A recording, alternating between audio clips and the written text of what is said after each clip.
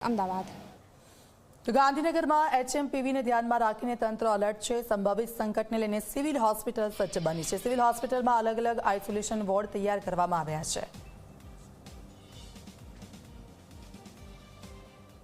એનાથી ગભરાવાની કોઈ જરૂર નથી, કેમ કે શિયાળાની ઋતુમાં આ બધા વાયરસીસ આવતા જ હોય છે અને 2001થી આ વાયરસ છે જ, પણ થોડુંક પ્રિકોશન લેવાની જરૂર છે કે જેવા પેશન્ટ આવે તો એને આઇસોલેશન વોર્ડમાં રાખવાની જરૂર છે, જે અમે લોકોએ ગાંધીનગરમાં તૈયાર કરી દીધો છે।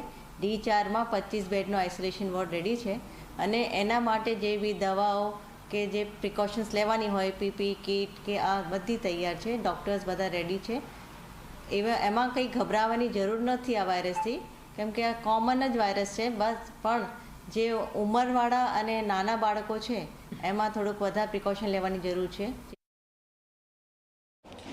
ચીનમાંથી આવેલા એચએમપીવી વાયરસને કારણે ક્યાંક ને ક્યાંક રાજ્ય સરકાર દ્વારા પ્રિકોશનના પગલાં લેવામાં આવી રહ્યા છે। એ અંતર્ગત રાજ્યની તમામ સરકારી હોસ્પિટલોમાં આઇસોલેશન વોર્ડ ઊભો કરવાની આદેશ કરી દેવામાં આવે છે। એ અંતર્ગત ગાંધીનગર સિવિલ હોસ્પિટલમાં પણ D4ને ત્રીજા ફ્લોર પર આવ્યો છે, ત્યાં આઇસોલેશન વોર્ડ ઊભો કરવામાં આવ્યો છે। સ્વાભાવિક છે કે અહીંયા 25 બેડની વ્યવસ્થા કરવામાં આવી છે। પીપીઈ કિટથી માંડીને તમામ વસ્તુઓ અને દવાઓની પણ અહીંયા વ્યવસ્થા કરી દેવામાં આવી હોવાનો દાવો સિવિલ હોસ્પિટલ દ્વારા કરવામાં આવે છે। આ અંતર્ગત ક્યાંક ને ક્યાંક કોઈપણ પરિસ્થિતિ ઊભી થાય ત્યારે તેને પહોંચી વળવા માટે રાજ્યનું આરોગ્ય તંત્ર સજ્જ છે, એ પ્રકારની જે કામગીરી છે એ કરવામાં આવી છે। સ્વાભાવિક છે કોરોના કાળનો અનુભવ છે ને એ અનુભવ પછી આ આઇસોલેશન વોર્ડ તાત્કાલિક અસરથી ઊભો કરવામાં આવ્યો છે। ચોક્કસ ગુજરાતમાં હજુ એક કેસ આવ્યો છે, એ સિવાય ક્યાંય કોઈ કેસ હજુ નોંધાયો નથી,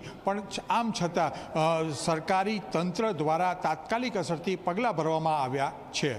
કેમેરામેન રમેશ ટુડિયા સાથે હિતલ પારેખ, જી મીડિયા, ગાંધીનગર।